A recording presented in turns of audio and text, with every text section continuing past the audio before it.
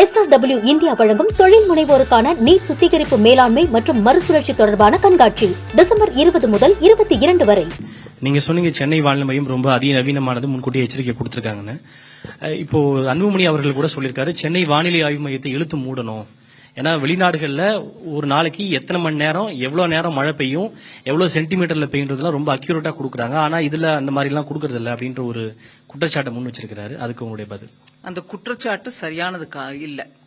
ஏன்னா நான் இப்போ உங்களுக்கு விளக்கமா சொன்னேன், 3 டாப்லர்ஸோட இந்த தென் மாவட்டங்கள்ல வரக்கூடிய இந்த மழையும் இது எக்ஸ்ட்ரீம் இவெண்ட்னுவாங்க, எக்ஸ்ட்ரீம் வெதர் இவெண்ட்னுவாங்க. இந்த மாதிரி ஒரு அதி விருஷ்டி அனாவிருஷ்டிங்கிற அந்த முறையில ஒரே ஏகமா மழை பெய்யுது. ஒரு வருஷத்துக்கு பெய்ய வேண்டிய மழை அன்னைக்கு பெய்யுது. இதை இவ்வளவு விவரமா எடுத்து 12ஆம் தேதி சொல்றாங்க. நானும் சொல்றேன் உங்களுக்கு. அவர் எப்படி சொல்றாருன்னா, இந்த மாதிரி அதிக கனமழை பெய்யும், மழை பெய்யும் அப்படின்னு தான் சொல்றாங்களே தவிர அக்யூரேட்டா எவ்வளவு நேரம் பெய்யும், எவ்வளவு சென்டிமீட்டர் பெய்யும்ன்ற விவரங்களை அவங்க சொல்றது இல்ல. அதனால முன்னெச்சரிக்கை நடவடிக்கைகளை எடுக்க முடியாது. அதனால வானிலை ஆய்வு மையத்தை இழுத்து மூடணும் அப்படின்ற மாதிரி சொல்றாங்க. அதுக்குதான் இப்போ இல்லங்க குற்றச்சாட்டு வைக்கலாம், அதுக்கு விவரமும் எடுத்து சொல்லணும். இப்ப சொன்ன கனமழைக்கு எடுத்த ஸ்டெப்ஸ் என்னங்க? நான் அதுக்கு பதிலா கேள்வி கேட்கிறேன். மழையை ஒரு நிமிஷம்,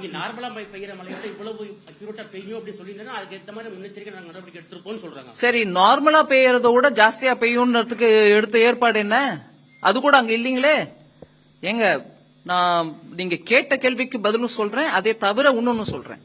நார்மலா மழை வந்து வெள்ளம் வரக்கூடிய நிலைமைன்னா கூட அந்த மாவட்டங்கள்ல பொறுப்புள்ள அமைச்சர்களும் பொறுப்புள்ள அதிகாரிகளும் இருந்து மக்களை மீட்டு இருக்கணுமா இல்லையா? எப்ப போனாங்க அங்க மந்திரிகள்? எப்ப போனாங்க? நான் இந்த ஒரு மத்திய அமைச்சரா இருந்துகிட்டு சில விஷயங்கள் நான் பேச விரும்பல, இருந்தாலும் நான் கேட்கிறேன்.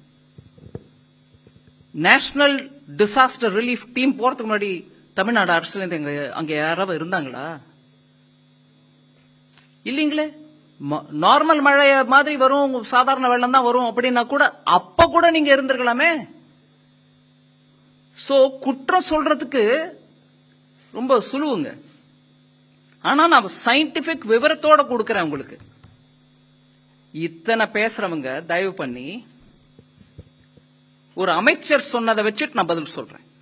4000 கோடி ரூபாய் செலவழிச்சு அதுல 92% மொத்தம் செலவழிச்சுட்டாங்க. என்ன மழை வந்தாலும் ஒன்னும் ஆகாதுன்னு சென்னையை பத்தி பேசினவரு, வெள்ளம் வந்த பிறகு சென்னையில மிச்சாங் வந்த பிறகு என்ன சொல்றாரு? 42% தான் அதுல செலவழிச்சிருக்கோங்க, மீதி நாங்க செலவழிக்கலைங்கிறீங்களா? 4000 கோடி செலவு பண்ணுங்க கொடுத்திருக்கிற பணத்தை, நீங்களே செலவு பண்ணிருக்கோம் சொன்ன பணத்தை இங்க போட்டீங்க. அந்த நம்பர் ஏன் மாறுது? இங்க மெட்ரோலஜிக்கல் சரியா இல்ல, எங்களுக்கு இன்ச் பை இன்ச் கரெக்டா சொல்லியிருந்தா நாங்க எல்லாம் அப்படியே ஆணித்தரமா பண்ணிருப்போம் சொல்றவங்களே நான் கேட்கிறேன். 4000 கோடி நம்பரை நீ சரியா சொல்லையா? 92% சொன்ன ஆளு எப்படி நீங்க அதுக்கப்புறம் மாத்தினீங்க அந்த நம்பர் 42ன்னு? இன்ச்சு மழையை நாங்க சொல்லன்னா நீங்க 92 42க்கு உள்ள வித்தியாசத்தை புரிஞ்சுக்காத அமைச்சர் நீங்க எங்க கிட்ட பேசினா என்னங்க பதில் சொல்ல முடியும்? ஒரே ஒரு நம்பர் 92%க்கும் 42%க்கும் வித்தியாசம் தெரியாம பேசக்கூடிய ஒரு அமைச்சர் இப்ப இன்னைக்கு அவங்க இன்னொரு அமைச்சர் மூலமா கேட்கிறாங்க, எங்க 0.2 சென்டிமீட்டர் இன்னும் ஜாஸ்தியா வரும்னு சொல்லி இருந்தா நாங்க ஏற்பாடு பண்றோம் பேசுறீங்களா? என்ன அநியாயம்! நான் நடவடிக்கை எடுக்கலன்னு நான் பேசவே இல்லை. அங்க எடுத்திருந்தா இந்த நிலைமை வந்திருக்குமான்னு கேட்கிறேன். 92% சொல்லி அத மழை வந்ததுக்கு அப்புறம் 42 பேசுற அமைச்சர்கள் இருக்கும்போது மத்திய அமைச்சர்கள் டீம் வந்துட்டு நல்லா இருக்கு, நீங்க கொடுத்த டேட்டா வச்சு சொல்லிருப்பாங்க. நீங்க 92 சொன்னப்போ நல்லா இருக்குங்கிறோம், நீங்களே வந்து இல்லங்க 92 இல்ல 42 சொன்னீங்கன்னா அதையும் நீங்க கேட்கணுங்க. எங்களுக்கு கேளுங்க, நாங்க பதில் கொடுக்கறோம். அங்க கேளுங்க, 4000 கோடியில 42 தான் செலவழிச்சிருக்கீங்க சென்னையிலன்னா, இன்னும் டாப்லரை வச்சுட்டு இன்ச் பை இன்ச் மழை கேட்கறீங்களா? என்னது இருக்கிற ஸ்டெப்ஸுக்கு நீங்க என்ன எடுத்தீங்கன்னு கேக்குறேன். நான் 12ஆம் தேதி வார்னிங் கொடுத்தது, எங்களுக்கு சமயத்துல வார்னிங் கொடுக்கறேன்னு சொன்னவங்களே நான் கேட்கிறேன். 12ஆம் தேதி 5 நாளைக்கு முன்னாடி கொடுத்த வார்னிங் இல்லைங்கிறீங்களா? அப்ப நீங்க சொல்றீங்களா 12ஆம் தேதி வார்னிங் கொடுக்கலன்னு? Please go ahead. No, please speak in the microphone, please. Madam, Just 1 second. We'll come to you. இதே மாதிரி அங்க 2015 அக்டோபர்லயே சவுத் ஏசியன் கான்ஃபரன்ஸே நடந்தது. இந்த மாதிரி 150 டைம்ஸ் ரெயின் வரும்னு சொல்லிட்டு எக்ஸ்பெக்டேஷன் பண்ணாங்க. ஆனா அப்பவும் இந்த மாதிரி மிஸ் ஆச்சு. ஏன்னா இதுக்கு ஒரு சென்ட்ரலுக்கும் ஸ்டேட்டுக்கும் இந்த மாதிரி சயின்டிஸ்ட் டெக்னிக்கலா டிஸ்கஸ் பண்றாங்க வைக்கிறாங்க. ஆனா அட்மினிஸ்ட்ரேஷனுக்கு ப்ராப்பரா வந்து கம்யூனிகேட் பண்றதுக்கு சென்ட்ரலுக்கும் ஸ்டேட்டுக்கும் ஒரு ப்ராப்பர் மெக்கானிசம் இல்லாம ஒவ்வொரு தடவையும் போயிட்டு இருக்கு. அதுக்கு என்ன ஒரு தீர்வு இருக்கு? நல்லா கேக்குறீங்க நீங்க. 2015 நான் போனேங்க அம்பத்தூர்ல, வெள்ளத்துல நடந்து போனேன். உள்ளெல்லாம் போய் பார்த்துட்டு வந்தேன்.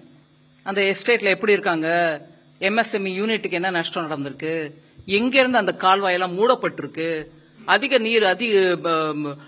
அதிக நீர் ஓடி வரும்போது அது அப்படியே அதோட தடத்துல போய் கடல்ல கலக்க வேண்டிய ரூட்ல எல்லாத்தையும் அடைச்சு அங்க என்னெல்லாமோ கட்டி இருக்கிறதெல்லாம் பார்த்து அவங்க இண்டஸ்ட்ரியல் எஸ்டேட்ல இருந்தவங்களே என்கிட்ட சொன்னாங்க. இதை தவிர நான் இன்னைக்கு சொல்ல வேண்டிய விஷயம் ஒன்னு சொல்லாம விட்டதுனால அதையும் இப்ப சேர்த்து சொல்றேன் உங்களுக்கு. இன்சூரன்ஸ் கம்பெனிகளை 19ஆம் தேதியே அவங்க சென்னையில போய் உட்காந்து அம்பத்தூர் எஸ்டேட்ல அந்த டெலிகேஷன் நான் கேட்டேன். நான் அனுப்பி வச்சா இன்சூரன்ஸ் கம்பெனிங்க வந்து உட்கார்றதுக்கு இடம் இருக்கா இல்ல வேற எங்கேயாவது உட்காரணுமா? இல்லைங்க, எங்க எஸ்டேட்லயே நாங்க இடம் கொடுக்குறோம், அனுப்பி வைங்க. எல்லா இன்சூரன்ஸ் கம்பெனியும் போயிருக்காங்க. உடனடியாக அவங்களுக்கு நிவாரணம் கையில கொடுங்கன்னு சொல்லி அனுப்பியிருக்கிறோம். சோ மத்திய அரசு பண்ணிக்கிட்டே இருக்கும். ஆனா மாநில அரசு இந்த மாதிரி 4 கேள்வி உங்ககிட்ட பூத்திட்டு எங்களை விட்டு கேட்க சொல்லிட்டே இருப்பாங்க. நாங்க பதில் கொடுத்துட்டே இருப்போம். அவங்க பண்ண வேண்டிய செயல், அம்பத்தூர்ல 2015 வந்த வெள்ளத்துக்கு அப்புறம் அம்பத்தூர்னா தொழில் மையம். அங்க இருக்கக்கூடிய தொழில் படுத்துருச்சுன்னா நம்மளுக்கு வருவாய் தமிழ்நாட்டுக்கு அஃபெக்ட் ஆகுது. 2015 வெள்ளத்துக்கு அப்புறம் என்ன கத்துக்கிட்டீங்க பாடம்? அந்த பாடத்துக்கு ஏற்ப என்ன பண்ணினீங்க? அந்த பாடத்துக்கு ஏற்ப நீங்க பண்ணிருந்தீங்கன்னா இன்னைக்கு வந்த வெள்ளம் அம்பத்தூர்ல தேங்கி இருக்காது. அங்க இருக்கக்கூடிய ஒவ்வொரு இண்டஸ்ட்ரியும் அஃபெக்ட் ஆயிருக்காது. என்ன வந்து பார்த்து டெலிகேஷன் என்ன கேக்குறாங்க, எங்க 2015 இருந்து இந்த அவஸ்தைப்படுறோம். நீங்க கேக்குறீங்க மத்திய அரசும் மாநில அரசும், நாங்க பண்ணிக்கிட்டே தான் இருக்கோம். நான் உங்களுக்கு எடுத்து ஒவ்வொரு விவரமும், நான் என்னோட ஓபனிங் ஸ்டேட்மெண்ட்ல இவ்வளவு விவரம் கொடுக்க வேண்டாம், உங்களுக்கு ஒரு கிறிஸ்பா சொல்லிட்டு இருக்கேன். எடுத்த செயல் என்னங்க தமிழ்நாட்டில்? அம்பத்தூர் இன்னைக்கு மூழ்கி இருக்கு. பணம் மாத்திரம் கொடுக்கிறோம், எவ்வளவுனோ கொடுக்கிறோம், இன்னைக்கும் கொடுக்கிறோம். என்ன நடந்துச்சாங்க? ஒரு ரயில்வே லைன் கடியில கட்டின பாலத்துல தண்ணி திரும்பி எஸ்டேட்டுக்குள்ளவே வருது. அது மத்திய அரசு பொறுப்பா? அங்க தொழில்துறையில இருக்கிறவங்களை போய் கேளுங்க. Please go ahead. No, please speak in the microphone only. யாருங்க? Here. யார் கேக்குறா? கொஞ்சம் மைக்ல கேளுங்க.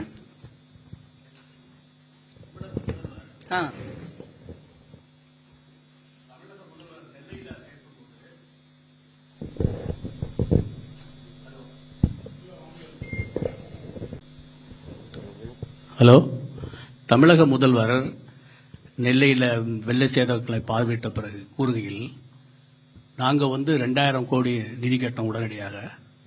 ஆனால் எங்களுக்கு கேட்ட போதுமான நிதியை மத்திய அரசு வழங்கவில்லை அப்படின்னு சொல்லியிருக்காரு. இங்கே பிரதமரை பார்ப்பதற்கு முன்பு கூட 12000 கோடி நாங்கள் கேட்க உள்ளோம் அப்படின்னு சொல்லியிருக்காரு. அவர் பேசும்போது கூட என்ன சொன்னார்னா, இன்ஃபர்மேஷன் கொடுத்தாங்க எங்களுக்கு, ஆனால் அதிகமான மழை வரும் என்ற இன்ஃபர்மேஷன் கொடுக்கல. எங்களுடைய களப்பணியாளர்கள் முன்னாடி போய் அதிகாரிகள் 5 அமைச்சர்கள் உட்பட எல்லாருமே முன்கூட்டியே வேலை செய்தார்கள். இந்த முன்னெச்சரிக்கை நடவடிக்கையாக வேலை செஞ்சாங்க. அப்படி இருந்தும் ஒரு பெரிய சேதங்கள் வந்திருக்கு அப்படின்னு சொல்லியிருக்காரு. இதை நீங்க எப்படி மேடம்? தமிழக முதல்வர் திருநெல்வேலி போனாரு, அங்க இருந்து பேசினாருன்னு கேட்டது ரொம்ப உகந்த செயல். இவ்வளவு பெரிய பாதிப்பு அஃபெக்ட் ஆயிருக்கும் போது அங்க போறது கரெக்ட் தான். ஆனா 5 நாளைக்கு முன்னாடி 12ஆம் தேதி வார்னிங் கொடுத்தா கூட கொடுக்கல, சென்டிமீட்டர் அளவு எங்களுக்கு விவரம் கொடுத்திருக்கணும், கொடுத்திருந்தா நாங்க அபரிமிதமா பண்ணிருப்போம் சொல்றவங்க அதே முதலமைச்சர், மாண்புமிகு முதலமைச்சர்.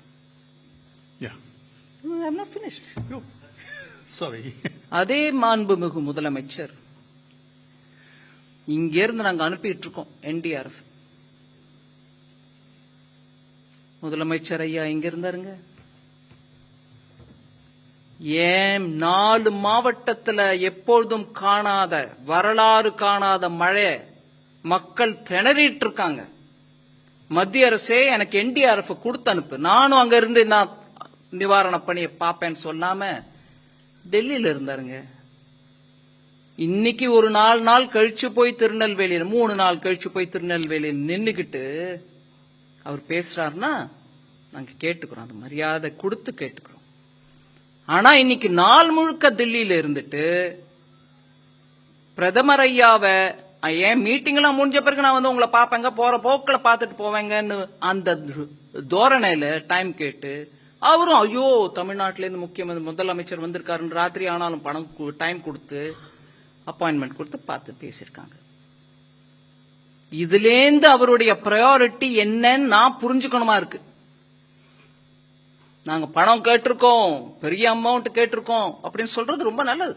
அதுக்கு வேணுங்கிற அளவு டீம்ஸ் போயிருக்காங்க, பாப்பாங்க, வந்து இங்க உள்ளாட்சித்துறை அமைச்சர், உள்துறை அமைச்சர்கிட்ட பேசுவாங்க, சொல்லுவாங்க, அதை டிட்டர்மைன் பண்ணுவாங்க. அதுக்கு ஒரு ப்ராசஸ் இருக்கு, இவங்க டீம்ஸ் பாத்துக்குவாங்க.